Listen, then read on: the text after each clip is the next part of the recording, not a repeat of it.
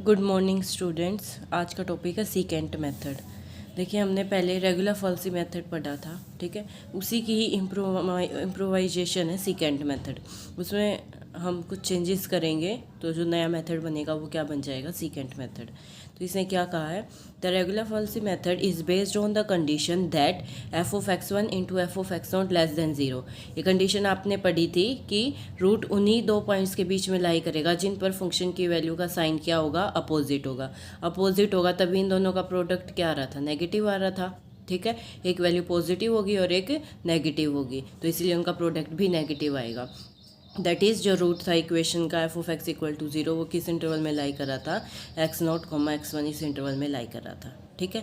अब ये क्या कह रहा है, if we omit the condition, अगर हम ये कंडीशन छोड़ दें कि ज़रूरी नहीं है कि उनका साइन अपोजिट ही हो, ठीक है, तो जो इम्प्रूव्ड मेथड आएगा उसी को हम क्या बोलते हैं, सीकेंट मेथड बोलते हैं, ठीक है। In this method graph of the function is also approximated by the straight line.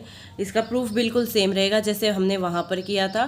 क्या किया था हमने, जो कर्व थी यानी कि जो ग्राफ था उसको हमने अप्रोक्सीमेट किया था, हमने माना था एक स्ट्रेट लाइन से, ठीक है। तो जो दो पॉइंट्स को ज्वाइन कर रही है वो दो पॉइंट्स यही थे, और फिर हमने उससे क्या लिखा था, इसका स्ट्रेट लाइन की इक्वेशन लिखी थी, ठीक है। फिर हमने देखा था रूट वहाँ लाई करेगा जहाँ पर ये एक्स एक्सिस को क्या करेगा, कट करेगा, और वहाँ पर वाई की वैल्यू क्या होती है, ज़ीरो। तो हमने स्ट्रेट लाइन की इक्वेशन में वाई को क्या पुट कर दिया था, ज़ीरो पुट कर दिया था, ठीक है। तो हमारे पास ये एक्स की वैल्यू आ गई थी जो कि अप्रोक्सीमेशन थी, ठीक है, अप्रोक्सीमेटेड रूट था। तो जनरल फार्मूला अगर हम यहाँ से लिखें, ये तो x1 की वैल्यू आई है, अगर जनरल फार्मूला लिखें तो xi प्लस वन हमारे पास ये फार्मूला बन जाएगा।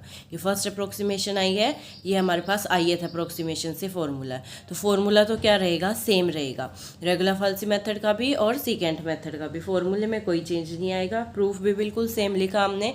बस चेंज कहाँ आया, किस कंडीशन पर, कि वहाँ पर जो हमारे पास ये वैल्यू ये था F of x one into F of x not, ये क्या होना चाहिए, अपोजिट साइन के होने चाहिए। अपोजिट साइन के होंगे तो ऑब्वियस था कि ये दोनों नॉट इक्वल होंगे, है ना। अपोजिट साइन के तो इक्वल तो हो ही नहीं सकते, तो इसीलिए वहाँ पर ये डिटर्मिनेंट कभी भी ज़ीरो नहीं बनेगा, क्योंकि दोनों का साइन, दोनों की वैल्यूज़ अपोजिट है, साइन अपोजिट है। अब जब ये दोनों कभी इक्वल होंगे ही नहीं तो डिनोमिनेटर कभी ज़ीरो बनेगा ही नहीं, ठीक है। तो उस केस में तो हमेशा रूट निकलेगा ही निकलेगा, क्योंकि हमने कौन से पॉइंट्स कंसीडर किए हैं जिन पर फंक्शन की वैल्यू का साइन क्या है, अपोजिट है। और हमें पता है थ्योरम के अकॉर्डिंग उसमें कम से कम उसके बीच में एक रूट ज़रूर लाई करेगा, उस ओपन इंटरवल के बीच में। तो वहाँ पर मेथड फेल होने का कोई चांस था ही नहीं, ठीक है। लेकिन यहाँ पर ज़रूरी नहीं है कि हमारे पास रूट निकले ही निकले, क्योंकि यहाँ पर हमने कोई कंडीशन ही हटा दी, तो इन पर कोई कंडीशन है ही नहीं। तो ऐसा भी हो सकता है कि हमने जो दो पॉइंट कंसीडर किए हैं उन पर फंक्शन की वैल्यू क्या हो, इक्वल हो।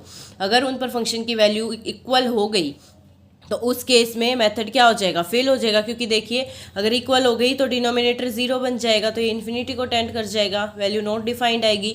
तो इसीलिए ये मेथड से ज़रूरी नहीं है ये मेथड कन्वर्ज करे मतलब कि ज़रूरी नहीं है कि इससे रूट निकले ही निकले, ठीक है। रेगुलर फॉल्सी मेथड से कंफर्म है रूट निकलेगा ही निकलेगा, क्योंकि वहाँ पर हम वो पॉइंट्स कंसीडर कर रहे हैं जिन पर फंक्शन की वैल्यू का साइन अपोजिट है। लेकिन यहाँ पर हमने वो कंडीशन कंसीडर नहीं की, तो इस केस में अगर साइन अपोजिट हुआ तो उस केस में तो रूट निकल जाएगा। अदरवाइज ज़रूरी नहीं है कि हमारा रूट निकले ही निकले, हो सकता है कि हमारा रूट निकले ही ना, ठीक है। तो ये इसका सबसे बड़ा ड्रॉबैक है।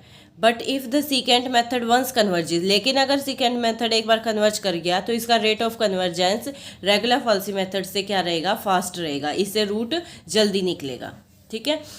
अब इसका क्वेश्चन देख लेते हैं। तो सीकेंट मेथड था, प्रूफ दोनों का ऑलमोस्ट सेम ही है, बस एक कंडीशन में हमने चेंज किया है।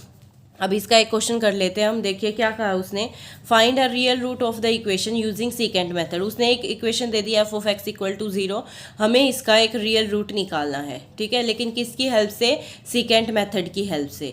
तो आपको क्या ध्यान रखना है कि इसमें फॉर्मूला तो आप सेम लगाएंगे, ठीक है। रेगुलर फॉल्सी मेथड में तो आपको क्या ध्यान रखना पड़ता था कि आप वो दो पॉइंट्स उठाते थे जिन पर फंक्शन की वैल्यू का साइन क्या होता था, अपोजिट होता था। लेकिन यहाँ पर अब वो कंडीशन हट गई है, तो हमें सोचने की ज़रूरत ही नहीं कि हमें कौन सा पॉइंट उठाना है, कि हमें ये सोचना पड़े कि किस पर फंक्शन क्या साइन क्या है, अपोजिट है, ये देखने की ज़रूरत ही नहीं है।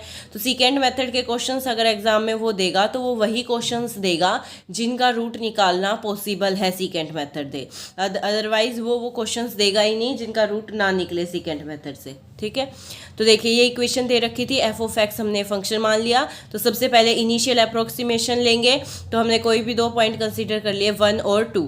ठीक है, इतना तो आप शुरू में देख ही सकते हो कि आप वो पॉइंट उठाओगे जिन पर साइन क्या हो, अपोजिट हो, अदरवाइज तो रूट निकलेगा ही नहीं ना।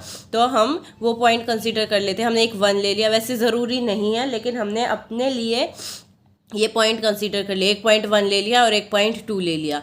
तो जब 1 रखा तो इसकी वैल्यू -10 आई और जब 2 रखा तो इसकी वैल्यू 4 आई।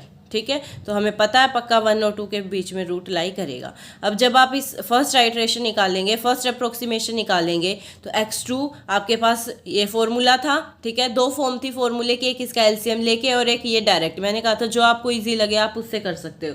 सेम यहाँ पर है। ठीक है, ये फॉर्मूला सेम वही है जो रेगुलर फॉल्सी मेथड का फॉर्मूला था। तो उसकी हेल्प से हमने क्या निकाल लिया, x2 निकाल लिया और फिर उस पर फंक्शन की वैल्यू निकाल ली। ठीक है, फिर जब आप सेकेंड आइट्रेशन लगाएंगे, ठीक है, जब सेकेंड आइट्रेशन निकालेंगे तो किसकी वैल्यू निकलेगी, x3 की वैल्यू निकलेगी। तो आप लास्ट टाइम क्या देखते थे, आप वो 2 पॉइंट देखते थे जिस पर फंक्शन का साइन क्या होता था, अपोजिट होता था। जैसे आप यहाँ से एक तो x2 लेते, ठीक है, ये रूट उठाते, और दूसरा जिस पर अपोजिट वैल्यू होती थी आप वो उठाते थे। लेकिन यहाँ पर जो x1 है और जो x2 आप वही वैल्यूज उठाओगे। आपको ये चेक करने की ज़रूरत नहीं है कि फंक्शन का साइन उन पर क्या है। आप डायरेक्ट x1 और x2 की वैल्यू उठा के फॉर्मूले के अंदर पुट कर दोगे, उससे x3 आ जाएगा। ठीक है, फिर उस पर फंक्शन की वैल्यू निकाल लोगे, एफ ऑफ x3 आ गया। इसी तरीके से नेक्स्ट आइट्रेशन निकालोगे तो x4 की वैल्यू आ जाएगी। तो यहाँ पर फॉर्मूले में जो जो वैल्यूज़ हमें चाहिए वो डायरेक्ट हम पुट करते जाएंगे। ठीक है, इस तरीके से हम ये अप्रोक्सीमेशंस करते जाएंगे। कब तक, जब तक कि हमारी वैल्यू क्या ना आ जाए, सेम ना आ जाए। अप टू जितने डेसिमल प्लेसेस तक आपको निकालना है। ठीक है, उसने क्वेश्चन में मेंशन नहीं किया तो आपकी चॉइस है, आप कितने भी डेसिमल प्लेसेस तक निकाल सकते हो। ठीक है, तो यहाँ पर देखिए जब उसने 4th आइट्रेशन निकाली तो ये वैल्यू आई, और 5th आइट्रेशन निकाली तो फिर से यही वैल्यू आई। मैंने रेगुलर फॉल्सी मेथड में भी आपको यही बताया था कि जब ये वैल्यू सेम आ जाए तो वहाँ पर आपको प्रोसेस रोक देनी है, क्योंकि यही रूट आपका रिपीट करता रहेगा। ठीक है, तो यहाँ पर वैल्यू सेम आ गई तो इसका मतलब रिक्वायर्ड रूट हमारे पास क्या आ गया है, 1.8556। ठीक है, तो रेगुलर फॉल्सी मेथड में और सीकेंट मेथड में सिर्फ फॉर्मूला बिल्कुल सेम रहेगा, मेथड सेम रहेगा। सिर्फ डिफरेंस क्या रहेगा कि वहाँ पर आप वो 2 पॉइंट्स उठाते थे जिन पर फंक्शन का साइन अपोजिट होता था। ठीक है, और यहाँ पर आपको ये ध्यान रखने की ज़रूरत नहीं है कि फंक्शन का साइन अपोजिट है या नहीं। आप फॉर्मूले के अकॉर्डिंग वो वैल्यूज़ उठाते रहोगे। ठीक है।